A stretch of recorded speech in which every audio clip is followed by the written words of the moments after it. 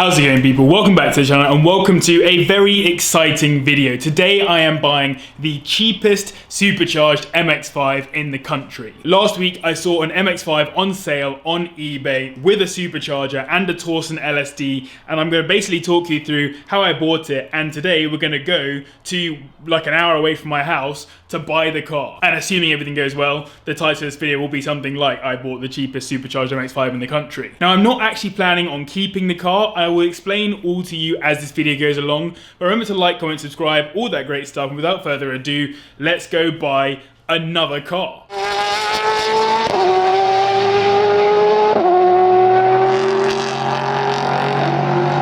And before I go buy another car, there's one thing I wanted to show you guys super quickly, and it is on the Renault 5 Maxi Turbo, so just give me 1 second. So last week I did a couple of videos on my Instagram. If you're not following, @CarsWithJB, it's time to get involved. On this, the Renault 5 Maxi Turbo, and one thing that I thought I would show you guys today is that in here, over the weekend, something went quite horrifically wrong. So if you see just there, I don't know if you can probably see it. Oh, it's not focusing, there we go. Oh, we had it for a second. In here, basically, just there is a massive crack in the engine block. And over here as well, just here, this bit here, you see that cracking all through there? What happened here is that the car, my dad took it out on its first run for the weekend at this car show, a bunch of old rally cars there, and shifted from second to first rather than from second to third. So obviously on full revs, clicked it down into first by accident rather than going into third, and that is the result. A throne rod which broke through the engine block and also destroyed that part there on the front of the engine. So yes, not ideal, but we move forward. We've got spare blocks and stuff, the car will be fine, and it's also not relevant to this video, but I thought I'd show you guys anyway. Anyway, it's time to go and get into the car and head over to Kettering somewhere to buy this car. Alright, so we're on the way to go collect the car. I thought I'd tell you guys exactly what the plan is for this MX-5. So no, I'm not buying a supercharged MX-5 with the plan of getting rid of my current one. My current MX-5 is probably a lot more capable than the one that we're currently buying, but the plan is to take the supercharger off of it and also to take the Torsen LSD off of it. So my car comes with the standard diff, which is kind of rubbish when you go to a track day because you end up with one wheel spinning. I'll overlay some footage here of that basically happening at my last track day.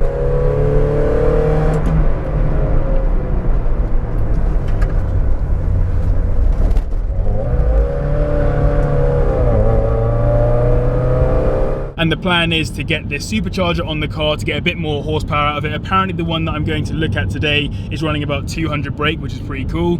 Much more than mine. Mine was 130 when it left the factory, and if it's running 200, even if I can get mine up to like 180, that would be pretty cool. And yeah, that Torsen LSD as well will make life a lot easier when it comes to driving on track, and it will mean that we can do more skids. You probably want to know about price, etc., and we can talk about that in a bit. We'll go through it all. It all makes sense basically, although my girlfriend was quite upset when I told her on Sunday that I had won a bid on eBay for another car, because she was thinking, another car? Again, why? What's the point? Oh, and yes, obviously the idea then is not that I keep the car. Instead, I will take the bits off that I want from it. So not just the supercharger and the LSD, but maybe some of the lights and the kind of stuff that the car's looking a little bit ratty over. And then once I've got all those bits off the car, replace them all and then sell it on. So I hopefully won't lose too much money on the car is the idea.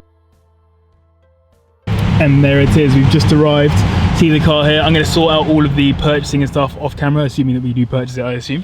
And then we'll sort out the rest later. I'll chat to you guys in a bit. Okay, so basically, all off camera just then, I have bought this car. And what happened in simple terms is I went in, spoke to the guy for all of 5 seconds, and now I'm in it. But apparently the car needs to be warmed up before you start driving it, and he has a very far away driving distance, so it's time for me to move a bit forward. Okay, so I'm very sorry I wasn't able to record the actual transaction because obviously I had to spend some money, etc., and I didn't want to put a camera in front of this dude's face. I'm currently following my dad back home, and I'm in the MX-5, and I'm sorry if the audio quality is absolutely awful. But yes, have a listen. If I can find a spot that's not torrentially dangerous in terms of rain, just have a listen to this.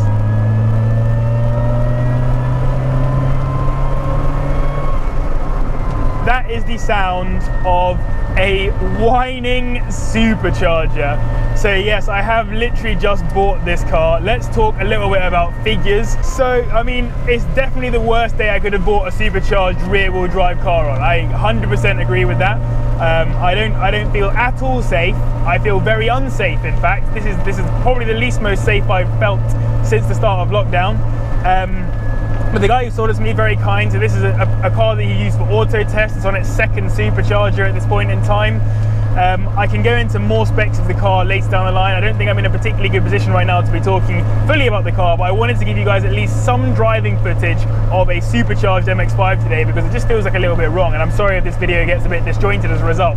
But let's talk figures. So I bought this car for £2,250. Now that is £1,250 more than I spent on the MX-5 that is mine. But if I was to get a Torsen LSD, which this car has, that would be around about £500 on eBay.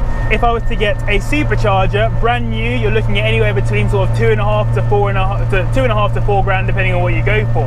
This is £2,250 for a supercharger and a Torsen. And so the plan is basically to take that Torsen, to take that LSD, sorry, and take the supercharger out of this, shove them into my MX-5, and then basically, yeah, Bob is most certainly your uncle at that point in time. So this car is theoretically putting out around about 200 brake horsepower at this point in time, and I understand what the guy was talking about when he says that it has a bit of a kick to it. I'm a big fan of just how much kick this car has. The car is steaming up like mad though with me talking so much, so I'm going to have to wrap this up quite quickly. But yes, this is just honestly insane how quick the car is when you put the foot down. The whine is pretty nuts. Like, I did not expect it to be whining just so much as it is right now. But yeah, I mean, it's pretty mad. I can't lie to you here. Underfoot, the engine feels very strong.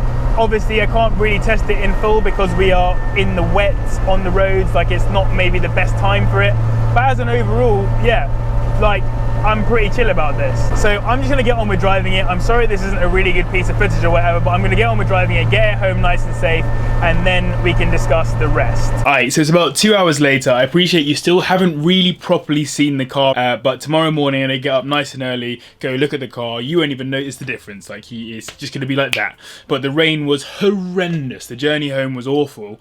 Like, literally belting it down with rain. We went from great sun today to having literally torrential rain on the way home, which is not what you want in a 200 brake horsepower MX-5 for the first time. But I wanted to still record my initial reaction to driving that car home.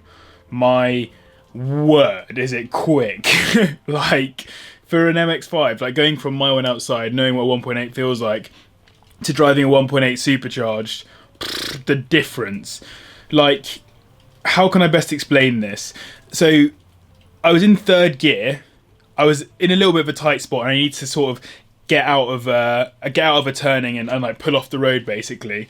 In my MX-5, I'd back it to get round there, but I need a little bit more momentum to do it. In this, I just throttled it, and within literally about 3 seconds, you're doing nefarious speeds. Like, the one thing I'd say is a negative about the car, and as my car will be once it's supercharged, is it's ruined long journeys because the supercharger is loud. I'm talking the whole journey is just a whistle of the supercharger. So for taking the car on like long trips or whatever, I might have to bun that, unless it's like I don't know, if I take the roof off, it's probably okay because it tends to dissipate the sound a bit more. You're more involved in the whole experience of the sound. But when it was just sitting in that cabin and all you're hearing is woo, like the pure whine and the whistle if you pull off of it, my word, like I've got a headache. It's partially a stress headache from having to drive the car home in those conditions for the first time, and you're looking out for every sound and being like, oh, is it making a noise? Like, what's going on? But yeah, as you can probably tell, I'm gassed. The car's mad. Swapping that engine into, or just the supercharger into my car and the diff is going to be sick. I'm super excited to do that. Mate, it's crazy. So I say we jump ahead to tomorrow morning where I can tell you all about the car and show it to you in full.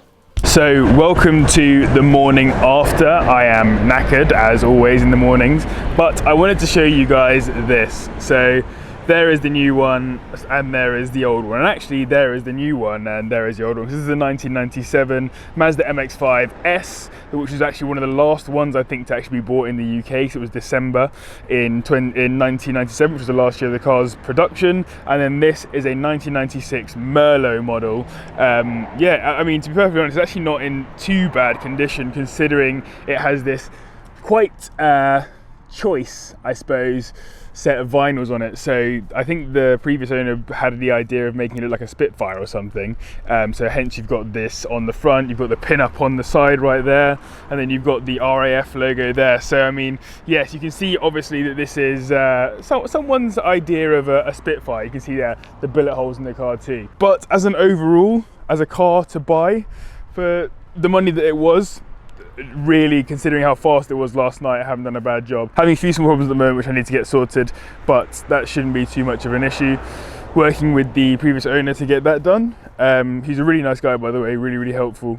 So yes, appreciate him significantly. Oh, literally left it here overnight and a bird has had its way with the car. Nasty. But let's have a look around it then, just to give you guys a bit of an overview. So sitting on these, and they're 14s, and I mean they don't make any real difference to me at the moment, but the tyres are quite good, to be fair to them. It's got a different set of springs on it to the standard ones, and it's got some uprated shocks apparently, so they're pretty much the same as always, but like not a huge change is the idea. The roof is in okay order. I mean, it's actually not too bad for a car of its age. It might have been replaced at some point, I reckon. The car has I mean, everything literally works. Like when I was driving last night, it was absolutely fine. Let's jump inside super quick and we can have a look. So yes, obviously the old headlamps do pop up as you would expect on an MX-5 Mark 1. The interior is a little bit worn, not horrifically, it's just obviously been around for quite a long time, so 24 years at this point, so you would expect the seats to be like this. And the Merlot model came with these nice grey seats, which is quite cool. So the grey seats and the grey side bits. You can see that the previous owner has also done some carbon fibre wrapping, which you love to see. It's obviously a big fan of that, and obviously some more stickers there on the inside. As I said before, the car is used for auto tests, so it has been used and abused on track. Which is always interesting to find out, but I mean, I knew going into the purchase that that's what it was. That's what it was used for. So yeah, I mean, it's a pretty cool car from the get-go. Maybe if I jump in, I can take you guys for a little drive super quick. But before we do that, let's just quickly have a look at the two cars together. Just looks so sick with the MX-5 that obviously we're keeping and the MX-5 that obviously we're taking a supercharger and a Torsen from. Just, yeah, pretty nuts to know that I currently own two MX-5s and then my Polo, which is also struggling, and I should be working on that, but instead I'm spending money on superchargers, so apologies everyone, but I wanted this car to be fast and it's going to be fast. Okay, so here we are in the supercharged Mazda MX-5, and I'm going to very quickly send it for you in a couple of places. So right here, for example,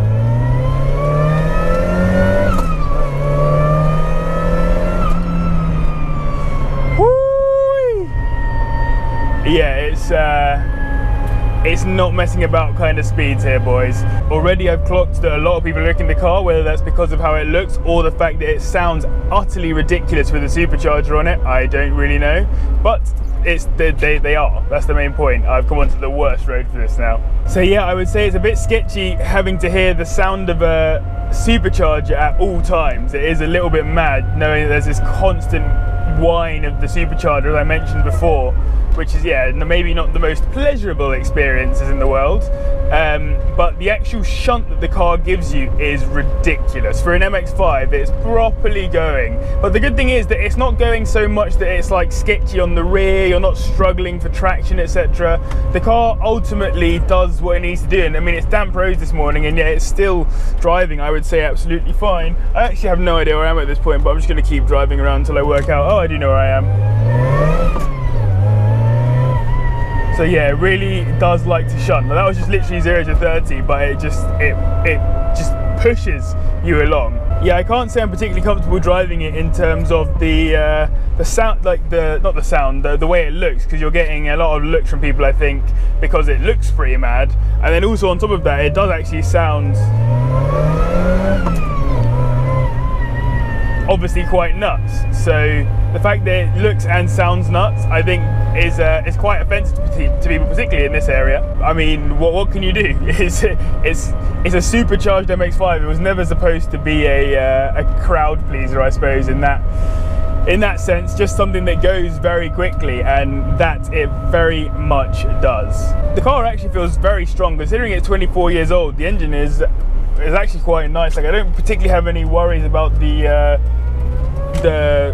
how long the engine will go on for. The car has 86,000 miles on it. In fact, I turned it over to 86,000 miles whilst driving it last night.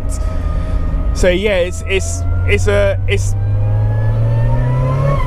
surprisingly quick, I would say. The gearbox actually feels slightly better than the gearbox in my MX-5 as well, so I'm wondering whether or not it's worth me taking the gearbox out of this into my car. Not that my gearbox was particularly bad, but I feel like this gearbox has a little bit less crunch in it, if that makes any sense. Alright, we're about to get back onto a national speed limit road, so I can very briefly give you guys a little blast to show you how it feels to send.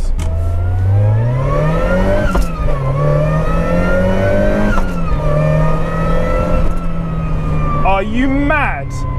Are you mad? None of that, please. None of that.